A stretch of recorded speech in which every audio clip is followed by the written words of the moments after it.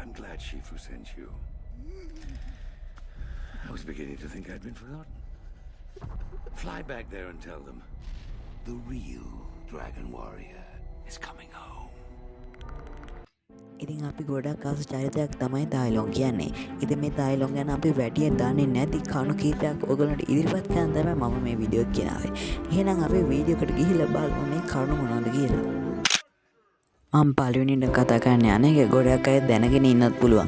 හැබැයි නොදන්න පිරිසකුත් ඉන්නවා. ඒකින් හින්දා මම මේක පළවෙනිට කියන්න ගත්තා. පළවෙනි දේ තමයි තායිලොන් කියන්නේ කොටියෙක් නම් නෙවෙයි. තායිලොන් කියන්නේ හිම දිවියෙක්. ඒ කියන්නේ හිමාශ්‍ර ප්‍රදේශවල ජීවත් වෙන දිවියෙක්. ඉතින් මේ තායිලොන්ගේ මූණ හැඩරුවෙන් අපිට පේන්නේ මෙයා කොටියෙක් වගේ. වගේම අපි දන්නවා කොටිය කියන්නේ ගොඩක් භයංකාර සතෙක්. ඉතින් මේ තායිලොන්ගේ පර්සනැලිටි එකට කොටියක ගොඩක්ම ගැලපෙනවා. හැබැයි තායිලොන් කියන්නේ ඇත්තටම දිවියෙක්. හරි අපි දැන් යමු දෙවන තීරයකට. ඉතින් මේක ගොඩක් ප්‍රසිද්ධ ෆෑන් තීරයකුත් වෙනවා. ඉතින් මේ ෆෑන් තීරයකට අනුව තායිලොන් තවමත් මැරෙලා නැහැ. මොකද කිව්වොත් කුම්ෆෑන්ට පළවෙනි කතාවේදී රුෆි ෆිංගර් හෝල්ඩ් එක භාවිතෙන් කායිලොන් ස්ප්‍රිට් රිලම් එකට ආපිට තමයි කරේ. ඉතින් මේ තීරයක කුම්ෆෑන්ට ට්‍රික් කතාවේදී කායි විසිනුත් තව දුරටත් අහුරු කරනවා. හරි අපි දැන් බලමු ඊළඟ තීරයක මොකක්ද කියලා. ඉතින් මේ තීරයකට අනුව අපි දැක්කා කුම්ෆෑන්ට පළවෙනි කතාවේදී කුම්ෆෑන්ට විසින් එක තාච්චියකින් මේ තායිලොන්ගේ මුණට ගහනවා. ඉතින් ඊට පස්සේ මේ තාච්චියේ මේ තායිලොන්ගේ මුණ ප්‍රින්ට් වෙනවා. ඒ වගේම කුම්ෆෑන්ට දෙවෙනි කතාවේදී ෂෙන්ගේ කැනන් බෝල්ට් කියන ආයුධ හදන්න මේ තායිලොන්ගේ මුණ පාවිච්චි කරලා තියෙනවා කියලා අපිට කතාව තුලදී දැක ගන්න ලැබෙනවා. ඉතින් ඒක තහවුරු වෙන පෝ විසින් ෂෙන්ගේ ෆැක්ටරි එකට ගිය වෙලාවේ මේ පෝ ළඟ තියෙනවා අර තායිලොන්ගේ මුණ ප්‍රින්ට් වුණ තාච්චිය.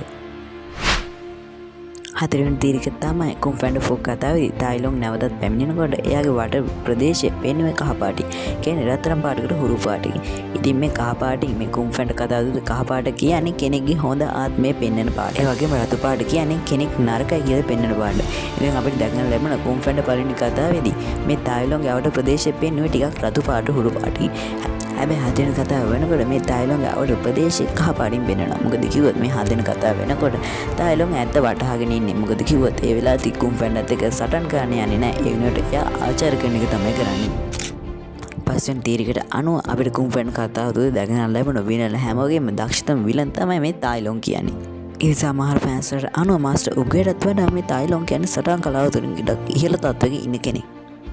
ඉතින් ඒකට හේතුව තමයි තායිලොන් කියන්නේ ගොඩ කාලෙක ඉන්න සටන් කලාව පුරුදු වෙච්ච කෙනෙක්.